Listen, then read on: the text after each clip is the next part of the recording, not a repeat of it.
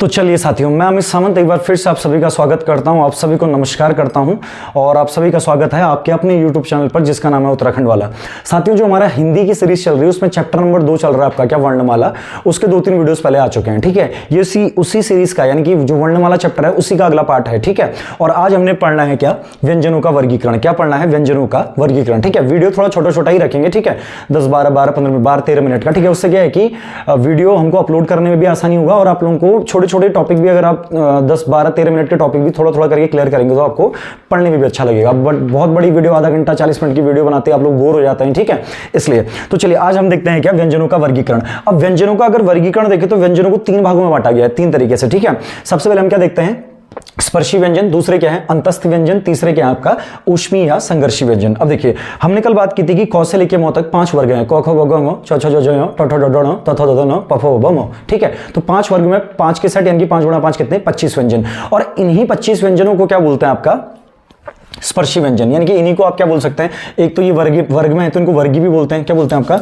स्पर्शी या वर्गीय व्यंजन। ठीक है, क्योंकि 5 वर्ग है ना तो इनको स्पर्शी या वर्गीय व्यंजन भी बोलते हैं। और दूसरा, इनके उच्चारण में जीभ मुंह के किसी न किसी भाग को टच करती है। ठीक है, क से लेके कहां तक, म तक, इसलिए इनको क्या बोला जाता है, स्पर्शी बोलते हैं। तो ये कितने हो गए आपका, ये हो गए क से म तक और कितने हो गए आपका 25। ठीक है, और ये सब पढ़ा रखे बाबू। ठीक है, इनका उच्चारण कहां से होता है, कौन सा कंठ है, कौन सा मूर्धन्य है, ठीक है, कौन सा तालव्य है, कौन सा ओष्ठ है, सब पढ़ा रखा है इससे पिछले वाले पार्ट में। ठीक है, इसके बाद करते हैं अंतस्थ की बात। अंतस्थ होते हैं 4। अंतस्थ कौन कौन से आपके 4 कौन से हैं, एक आपका है य, ठीक है, एक क्या है आपका रो, एक क्या आप लोगों का लो, और अगला क्या आप लोगों का वो। य है, रो है, लो है और वो है। क्या क्या है, य है, रो है, लो है और वो है। तो इन चारों को क्या बोलते हैं आपका, अंतस्थ।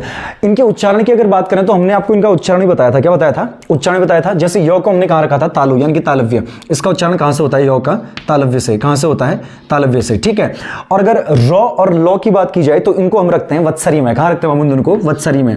ये दोनों ही कहां रखे जाते हैं, वत्सरीय या वत्सरीय को ही क्या बोलते हैं आपका, दंतमूल यानी कि मसूड़ा, दंतमूल या मसूड़ा। ठीक है, और इसके बाद आप लोगों का क्या बच गया, वो बच गया। तो वो को हम रखेंगे कहां, दंतोष्ट में यानी कि दांत और होंठ। वो को कहां रखेंगे आपका, दंतोष्ट में यानी कि क्या हो गया, दांत और होंठ हो गया। ठीक है, दंतोष्ट यानी कि दांत और होंठ में। तो ये आपके अंतस्थ कहलाते हैं, ये आपके क्या कहलाते हैं, अंतस्थ कहलाते हैं। ठीक है, अंतस्थ बोलने के पीछे रीजन क्या है कि अंदर ही अंदर बोले जाते हैं। देखिए य र ल व। ठीक है, मतलब इनमें आपका आउटर एक्टिविटीज आपको ज्यादा नहीं दिखेगी। ठीक है, तो क्या य र ल व ऐसे बोलते हैं ना, तो अंदर ही अंदर बोले जाने के कारण इनको क्या बोला जाता है, आपका अंतस्थ बोला जाता है। अब इनमें से 2 ऐसे हैं, कौन कौन से आपका, एक है आपका क्या, य, और एक है आपका वो। ये य और वो जो व्यंजन है हिंदी में, कौन कौन आपका, य और वो जो क्या है आपके व्यंजन है, इन दोनों को ही अर्धस्वर या यणस्वर भी कहा जाता है। क्या बोला जाता है, अर्धस्वर या यणस्वर। देखिए, स्वर किसको बोला जाता है, जो स्वतंत्र उच्चरित होते हैं या जिनके उच्चारण में किसी अन्य वर्ण की आवश्यकता नहीं पड़ती। ठीक है, अब वैसे तो इनके उच्चारण में स्वरों की आवश्यकता पड़ेगी। ठीक है, लेकिन अगर हम देखें तो ये मुंह के किसी मतलब बहुत ही आसानी से, मतलब वेरी इजी टू रिलीज होता है। ठीक है, अगर स्वर और व्यंजनों में अगर एक चीज ये भी देखते हैं कि स्वरों को बोलने में जो आपका प्राणवायु है, यानी कि जो आपका जो भी वायु बाहर निकलती है वो बिना किसी रुकावट के निकलेगी स्वरों को बोलने में, जबकि व्यंजनों को बोलने में हवा को कहीं ना कहीं टकराना पड़ता है। क्या करना पड़ता है आपका, टकराना पड़ता है। तो ये 2 ऐसे स्वर हैं जिनको बोलने में प्राणवायु बिना किसी रुकावट के बाहर निकलती है, जबकि अन्य व्यंजनों में टकराती है। ठीक है, तो स्वरों में भी बिना रुकावट के बाहर निकलती है। ठीक है, और य और वो में भी बिना रुकावट के बाहर निकलती है। इसीलिए य और वो को क्या कहा जाता है आपका, य कमा वो, यही लिख लीजिएगा नीचे, क्या कहे जाते हैं, इनको बोलते हैं या तो अर्धस्वर यानी कि आधे स्वर, अर्धस्वर, या इन्हीं को बोला जाता है आपका यणस्वर। इन्हीं को क्या बोला जाता है, यणस्वर। ठीक है, क्या कहलाते हैं, य और वो अर्धस्वर या यणस्वर। अच्छा, कल एक क्वेरी थी, कोई मैम थी शायद अल्मोड़ा के हैं वो, तो बोल रहे थे कि सर क्या ये क्लासेस बीएड के एंट्रेंस के लिए भी या फिर जो भी मतलब ये एंट्रेंस होते हैं उसके लिए ठीक रहेंगे या नहीं रहेंगे। ठीक है, देखिए कोई भी एग्जाम भारत सरकार के अधीन या उत्तराखंड सरकार के अधीन जहां क्या पूछी जाती है, हिंदी। हिंदी तो सामान्य हिंदी है ना। देखिए उत्तराखंड में भी हिंदी वही है, यूपी में भी वही है, एमपी में वही रहनी है। ठीक है, असम चले जाओ वहां भी हिंदी वही रहेगी, तो हिंदी चेंज नहीं होनी है। तो कोई भी एग्जाम सेंट्रल लेवल का हो या स्टेट लेवल का, ये क्लासेस आपके लिए क्या रहेंगी, बेनिफिशियल। ठीक है, हिंदी तो हिंदी रहनी है। ठीक, अच्छा, इसके बाद ये क्या हो गया आपका, अंतस्थ हो गए। अब आते हैं ऊष्मीय संघर्षी। तो हिंदी में 4 ऐसे वर्ण व्यंजन हैं जिनको बोलने में गर्म श्वास या गर्म सांस बाहर निकलती है या आपको एक्स्ट्रा एफर्ट लगाना पड़ता है, यानी कि अपनी तरफ से ज्यादा प्रतिक्रिया करनी पड़ती है। कौन कौन से आपके, तालव्य शो, कौन कौन से हैं, तालव्य शो। ठीक है, ये हो गया आपका क्या, तालव्य शो, तालु से। दूसरा क्या हो गया आपका, मूर्धन्य शो। ये कहां से हो गया, मूर्धन्य शो यानी कि मूर्धा जीभ घूमेगी, ये हो गया आपका मूर्धन्य शो, मूर्धा हो गया। ठीक है, अच्छा, अगला हो गया आपका कौन सा, दंतेय शो। अगला कौन सा हो गया आपका दंतई श, ये हो गया आपका दंतई, और अगला लास्ट क्या हो गया श, तालव्य श, मूर्धन्य श, दंतई श और ह, कौन सा हो गया आपका ह, चौथा कौन हो गया ह। तो ये भी 4 हैं, ठीक है। अंतस्थ और ऊष्म संघर्ष भी कितने हैं 4। तो इनको बोलने में गर्म सांस बाहर निकलती है, या इनको बोलने में एक्स्ट्रा एफर्ट करना, अधिक संघर्ष करना पड़ता है, इसलिए इनको ऊष्मीय क्या बोलते हैं, संघर्षी बोलते हैं, ठीक है। अच्छा, इसका उच्चारण स्थान क्या हो गया तालव्य श, तो ये तालव्य हो गया, ठीक है। ये आपका क्या हो गया मूर्धन्य हो गया, ये क्या हो गया दंतई, और ह क्या होता है आपका काकल्य वर्ण। आप अगर पिछला वीडियो देखें वहां देख लीजिएगा, इसको क्या बोलते हैं आपका काकल्य वर्ण या अलिजीवा वर्ण बोलते हैं, या स्वरतंत्रीय वर्ण बोलते हैं, क्योंकि आपका सीधे कहां से निकलता है वोकल कॉर्ड से। इतना आप लोग नोट कीजिए, उसके बाद आगे बढ़ते हैं गाइस, यहां तक नोट कीजिए।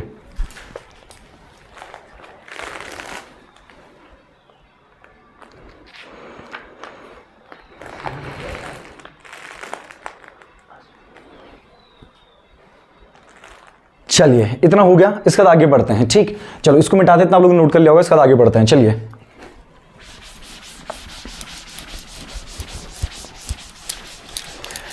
तो एक बार हम व्यंजनों को एक बार पूरा वर्गीकरण देख लेते हैं, ठीक है। कंप्लीट जो वर्गीकरण हो सकता है व्यंजनों का, उस पर बात कर लेते हैं, ठीक। चलिए सबसे पहले आप लोग लिखिए, अच्छा 1-2 लाइन छोड़ के कॉपी के बीच में डालिएगा, लिखिए व्यंजनों का पूर्ण वर्गीकरण, हिंड डालिएगा, व्यंजनों का पूर्ण, या वर्णों, हिंड डालिएगा, वर्णों का पूर्ण वर्गीकरण, हिंड डालिएगा, वर्णों का पूर्ण वर्गीकरण, वर्णों का पूर्ण वर्गीकरण, ठीक है। चलिए अच्छा, सबसे पहले लिखिएगा स्पर्शी, सबसे पहले क्या लिखिएगा स्पर्शी ऑब्लिक वर्गीय, स्पर्शी ऑब्लिक वर्गीय, ठीक है। ये कहां से कहां तक होंगे आपके, क से लेके मौ तक, क से लेके कहां तक मौ तक, और कितने होंगे आपका 25, ठीक है। और क्यों होता है आप लोगों को बता दिया, ठीक है, पहला ही लिखिएगा। चलिए इसके बाद नंबर 2 लिखिएगा, इसके बाद नंबर 2 लिखिएगा, लिखिएगा मूल स्पर्शी, दूसरा लिखिएगा इसके बाद मूल स्पर्शी।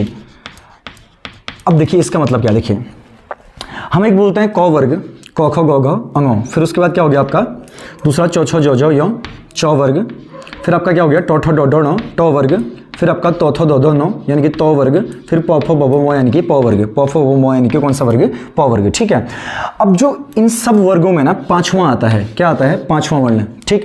तो इनको मूल स्पर्शी या मूल वर्गीय नहीं कहा जाएगा, ठीक, मतलब वर्गीय तो कहे जाएंगे, मूल स्पर्शी नहीं कहे जाएंगे, क्योंकि ये अलग नाम से जाने जाते हैं। इनको बोलते हैं पंचमाक्षर, सॉरी पंचम वर्ण, या आपका क्या नासिकत्व वर्ण, क्योंकि जब आप इनको बोलेंगे ना तो अपनी नाक पे उंगली रखिएगा, आपकी नाक वाइब्रेट होगी, अंगो, ठीक है, यो लो नो मो, तो नाक क्या होगा वाइब्रेट, इसलिए इनको क्या बोलते हैं नासिक्य बोलते हैं, क्या बोलते हैं वो आपका नासिक्य वर्ण बोलते हैं, ठीक है।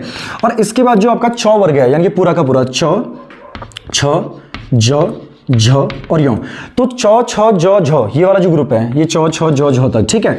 इस पूरे वर्ग को भी हम मूल स्पर्शी के अंदर नहीं रखते, किसके अंदर नहीं रखते, मूल स्पर्शी के अंदर नहीं रखते, क्यों, क्योंकि इसमें भी ऊष्मा यानी कि आपको संघर्ष करना पड़ता है, तो ये संघर्ष स्पर्शी कहलाते हैं, चौ छ जौ झ, ठीक है। तो आपको एक्स्ट्रा क्या करना पड़ेगा संघर्ष, तो ये वर्गीय तो है स्पर्शी भी हैं, लेकिन मूल स्पर्शी नहीं कहेंगे, क्योंकि मूल तरीके से किसके अंदर आएंगे आपका स्पर्श संघर्षी के अंदर आएंगे। तो यहां कौन कौन आएंगे, यहां आपका 16 वर्ण आते हैं, देखिए एक तो क वर्ग का, एक तो क वर्ग, दूसरा आपका कौन सा वर्ग टो वर्ग, कौन सा वर्ग टो वर्ग, तीसरा कौन सा वर्ग तो वर्ग, और अगला कौन सा वर्ग आपका पो वर्ग, अगला वर्ग कौन सा पो वर्ग। तो इन सभी वर्गों के 1 2 3 4 यानी कि पहला दूसरा, जैसे क ख गौ घ है तो क्या कहेंगे 1 2 3 4, यानी कि पहला कॉमा दूसरा कॉमा तीसरा कॉमा चौथा वर्ण, ठीक है, तीसरा चौथा वर्ण, यानी कि जो ये तो 25 थे, अब ये कितने हो गए 16, ये कितने होते हैं आपके 16, ये होते हैं आपके कितने 16 यानी कि 16। हटे कौन कौन 5 तो ये हटे, ठीक है, और 4 ये हट गए, ठीक है। तो ये आपके क्या कहलाए मूल स्पर्शी, आपका क्या मूल स्पर्शी, मूल स्पर्शी कहलाए, या मूल वर्गीय मूल स्पर्शी कौन कहलाए आपके क वर्ग के शुरू के 4, टो वर्ग के शुरू के 4, तो वर्ग के शुरू के 4 और पो वर्ग के शुरू के 4। इसके अंदर आप एक तो ये पांचवा वाला नहीं लेंगे, एक चौ वर्ग पूरा नहीं लेंगे, ठीक है। चलिए अगला पॉइंट लिखिए इसके नीचे आके, इसी के नीचे आके नेक्स्ट पॉइंट लिखिए, अगला लिखिएगा इसके नीचे आके लिखना स्पर्श संघर्षी, इसके नीचे आके लिखिएगा स्पर्श संघर्षी, स्पर्श संघर्षी। तो स्पर्श संघर्षी में कौन आएंगे, तो स्पर्श संघर्षी में आएगा आपका चौ वर्ग, कौन आएगा चौ वर्ग, चौ वर्ग, और चौ वर्ग के 4 कौन कौन से 4 आएंगे, कौन कौन से चौ आएगा, छ ज और झ। पूछता एग्जाम बाबू कि निम्न में से कौन सा एक स्पर्श संघर्षीय व्यंजन है या कौन सा वर्ग है, तो चौ वर्ग आपका स्पर्शी भी है संघर्षी भी है, संघर्ष भी करना पड़ता है, तो चौ छ जौ झ किसमें आएंगे आपका स्पर्श संघर्षी में। अगला लिखिएगा इसी के नीचे आके नेक्स्ट लिखिए, अगला लिखिएगा नासिक्य, अगला क्या लिखिएगा नासिक्य, नेक्स्ट लिखिए नासिक्य, अगला लिखिएगा नासिक्य, ठीक है। तो नासिक्य के अंदर हर वर्ग का पांचवा जैसे क ख ग घ अंग च छ ज झ य ट ठ ड ढ ण त थ द ध न प फ ब भ म प फ ब भ म। तो ये नासिक के अंदर आएंगे। ठीक है, आप लोग इतना नोट कीजिए एक बार।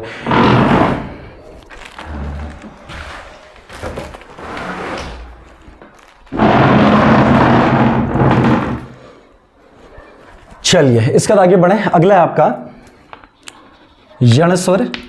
यण स्वर हो गया। ऑब्लिक क्या आपका अर्धस्वर। ऑब्लिक क्या अर्धस्वर। ऑब्लिक इन्हीं को बोलते हैं संघर्षहीन, संघर्षहीन वर्ण, संघर्षहीन व्यंजन लिख लीजिए। ठीक है, संघर्षहीन लिख लीजिए सही। तो ये आपके य और वो और क्यों है मैंने आपको पहले बता दिया। ठीक है, अभी थोड़ी देर पहले बताया था। तो यहां कौन आएंगे आपके य और वो आएंगे। चलिए इसके बाद इसके नीचे आके अगला पॉइंट लिखिए। अगला लिखिए संघर्षी। अगला लिखिए इसके नीचे आके संघर्षी। अब संघर्षी में कौन कौन आएंगे तो संघर्षी के अंदर लिखिएगा कौन कौन आते हैं। तालव्य श, कौमा मूर्धन्य श, कौमा दंतेय श। ठीक है, और आपका क्या ह, क्या आपका ह। ठीक है, तालव्य श, मूर्धन्य श, दंतेय श और ह। चलिए आप लोग इतना नोट कीजिए, इसको मिटा के आगे बढ़ते हैं। यहां तक नोट कीजिएगा।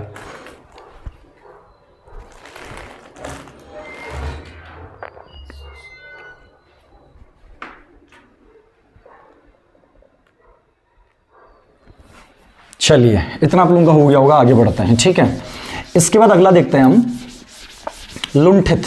अगला क्या देखते हैं लुंठित। तो अगला लिखिएगा लुंठित। बोलता है इनमें से लुंठित वर्ण कौन सा है, यानी कि जिसको बोलने में आपकी जीभ उठेगी। ठीक है, ऊपर को झटके खाएगी। लुंठित लिखिए, डैश कीजिए।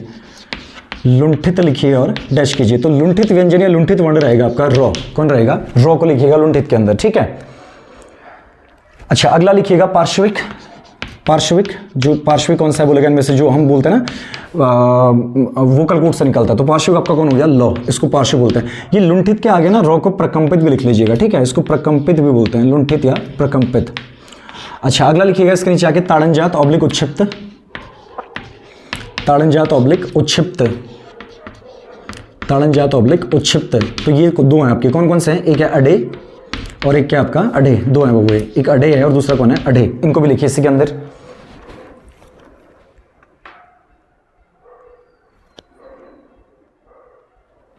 चलिए इतना क्लियर, यहां तक हो गया। चलिए इसके बाद आगे बढ़ते हैं और पहले आप लोग यहां तक नोट कर लीजिएगा। ठीक है, अब देखिए आगे हमने बात करनी है किसकी, संयुक्ताक्षर की। किसकी बात करनी है, संयुक्ताक्षर की। और जो संयुक्ताक्षर रहेगा वो आपका कल का टॉपिक रहेगा। कब का टॉपिक रहेगा आपका, कल का। क्या रहेगा, संयुक्ताक्षर।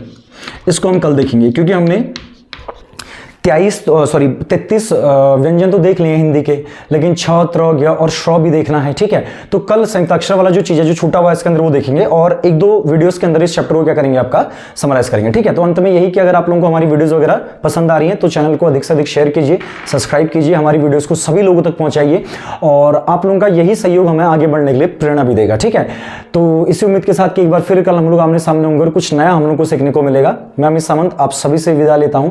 प्रणाम।